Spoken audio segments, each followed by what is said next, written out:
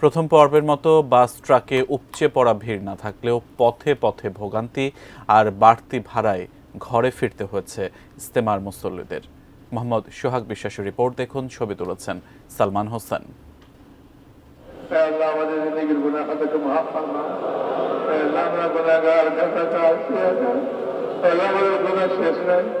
দুপুর 12টা 27 মিনিটে শেষ হয় বিশ্ব ইজতেমার প্রথম পর্বের আখেরি মোনাজাত।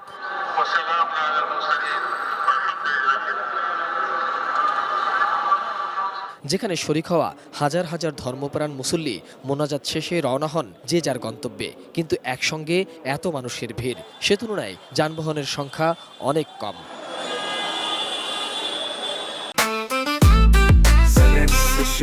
জেনেক্সে শিফট করো, লাইফকে লিফট করো। জীবনে যত গুনাহ করছি আল্লাহর কাছে সেই ক্ষেত্রে মাপ চাইছি যে আল্লাহ যেন এই ইসলামের উসিলায়, মোনাজাতের উসিলায় আমাদের জীবনের গুনাহগুলো মাফ করে দেয়। জাতি গোষ্ঠী সবাই যেন মিলেমিশে সুন্দরভাবে থাকতে পারি, আমরা এটাই চাই, আল্লাহর কাছে এটাই প্রার্থনা করছি। বাংলাদেশ যাতে আল্লাহ যাতে শান্তিপূর্ণভাবে সকলেই যাতে আমরা চলতে পারি, সবাই যাতে আল্লাহ শান্তিপূর্ণভাবে রাখে।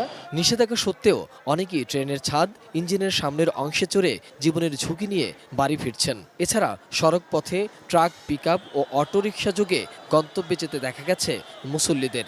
মুসল্লিরা বলছেন, সার্বিক ব্যবস্থাপনা ভালো থাকায় আখেরি মোনাজাতে তেমন ভোগান্তি পোহাতে হয়নি তাদের। এয়ারপোর্ট পর্যন্ত যাবো হাইটা, এরপরে বাস যাও যদি পাই আল্লাহ নেয় তো পাবো, কষ্ট তো হবে, না হয় সিএনজি যেটি পাইয়ে যাবো আস্তে আস্তে। এয়ারপোর্ট যাবো, এয়ারপোর্ট থেকে লেলে যাবো, আমরা বাড়ি বাউন বাইরা আইতে কষ্ট হয়েছে, যাবো আল্লাহ জন্য বাড়িতে চলে যাবো। ইজতেমা শেষে বাড়তি যাত্রী চাপের সুযোগে খোলা পিকআপ ভ্যানও পরিণত হয় গণপরিবহনে।